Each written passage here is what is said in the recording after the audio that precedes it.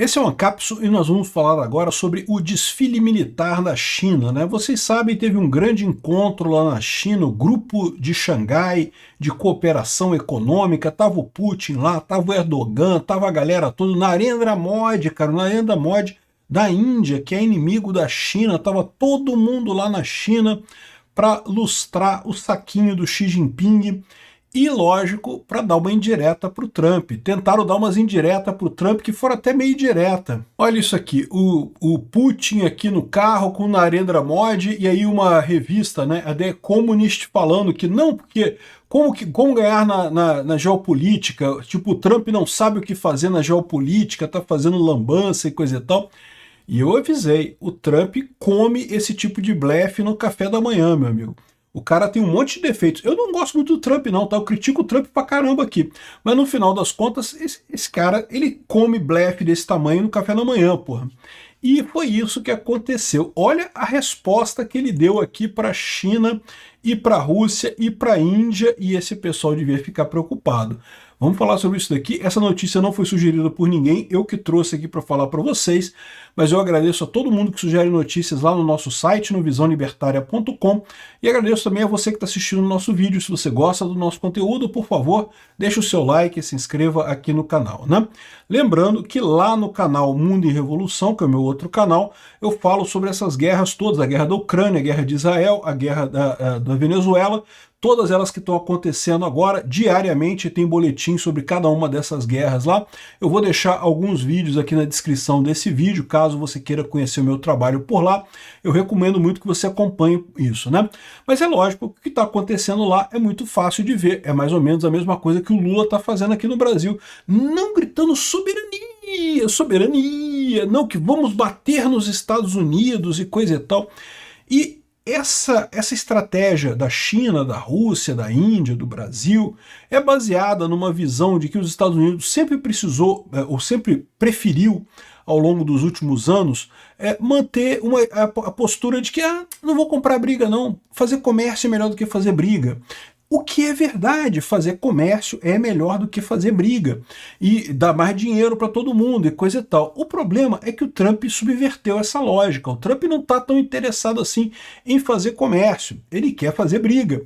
E aí, quando o pessoal começou a fazer essas brincadeirinhas aqui, ó, de, né, mostrar, olha só, vamos brigar com o Trump, né? E eu falo isso porque a gente aqui tá ferrado também, tá? Tudo bem que o Lula não estava nesse grupo lá do SCO. O SCO é mais a questão da Ásia, né? Então estava a Turquia do Erdogan, estava a Índia do Narendra Modi, estava a China do Xi Jinping, evidentemente, estava a Coreia do Norte, estava um monte de gente lá, tinha um monte de países. Tinha também a Armênia, a Azerbaijão, tinha um monte de países lá na China, né? Mas o recado era claro, não, porque vamos organizar uma nova ordem mundial. Olha só, eu não estou falando que isso foi subentendido, não. Eles falaram isso abertamente. Vamos estabelecer a nova ordem mundial. Eles querem fazer uma nova ONU, porque a ONU não funciona. E, de novo, nesse ponto eu concordo, a ONU não serve para nada, né? Mas uma nova ONU feita na China também não vai servir para nada, então meio que não faz diferença, né? De acordo com Xi Jinping, a Rússia e a China merecem o principal crédito pela vitória na Segunda Guerra Mundial, não os Estados Unidos e a Alemanha. Para dizer que a liderança mundial era dele, eles começam a mudar a história. Então, e pior, estão acusando o Ocidente de mudar a história. Todo mundo sabe que a Rússia estava perdendo o fronte ocidental com a invasão ali em Stalingrado, né? Por muito pouco não perdeu totalmente a Segunda Guerra Mundial, justamente porque os americanos mandaram comida, mandaram armas, mandaram munição, mandaram logística para os russos, o que permitiu a Operação Uranus, que acabou revertendo todo o conteúdo da guerra, né? Também na China, os americanos ajudaram a combater o Japão. Se não fosse a briga dos americanos com o Japão, a China estaria invadida até hoje pelo Japão, né? Então, quem está fazendo revisionismo é a China. Aí olha só o que o Trump responde aqui, ó. A grande questão que deveria ser respondida pelo presidente Xi Jinping seria se ele vai mencionar a quantidade enorme de apoio e sangue que os Estados Unidos da América deram à China para garantir a liberdade deles por um inimigo muito não amigo, né? Um inimigo muito não amistoso. Está falando do Japão nesse caso, né? Muitos americanos morreram na China nessa busca por vitória e glória. Eu espero que eles sejam honrados e lembrados por sua bravura e sacrifício. Que o presidente Xi e a maravilhosa população da China tenham um grande dia de celebração, né? Então, teve lá o desfile da China, tá aqui, tem um desfile da China aqui, o Xi Jinping saindo no carrinho dele, e um monte de coisas militares e coisa e tal, um monte de tanque, enfim, né? Agora, olha só, por favor, me dê os grandes cumprimentos, afetuosos cumprimentos ao Vladimir Putin e ao Kim Jong-un, enquanto vocês conspiram contra os Estados Unidos da América. Rapaz, o Trump tá puto, meu amigo. Eu falei pra vocês, o Trump é o tipo do cara que, de novo, o Putin fez ele de capacho, né? Limpou os pés nas costas do Trump o quanto quis. Mas agora o Trump tá puto, meu amigo. E o Trump puto, isso vai ficar ruim para os Estados Unidos. E é o que eu falo para vocês. No final das contas, essa estratégia de pagar para ver o blefe, né, de mostrar, de elevar a coisa, dobrar a aposta, como costuma fazer o Alexandre de Moraes, como está fazendo a China, como está fazendo o Putin e coisa e tal, é uma estratégia boa, se o outro lado vai desistir, né? O problema é que se o outro lado não desistir, vai chegar no showdown, né? O showdown é cada um mostra as suas cartas aí, vamos ver quem tem as cartas melhores. E ninguém tem dúvida que os Estados Unidos têm as cartas melhores nessa história. Não tenho dúvida nenhuma. Eu concordo com a visão do pessoal de que os Estados Unidos sempre preferiu o diálogo, o confronto, porque isso dá mais dinheiro.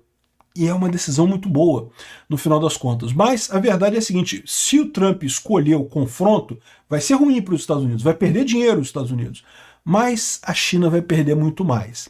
A verdade é essa. Isso se aplica para a China, para a Rússia, para a Índia, para o Brasil, para a Armênia, para o Azerbaijão, para qualquer país que esteja planejando esse tipo de coisa.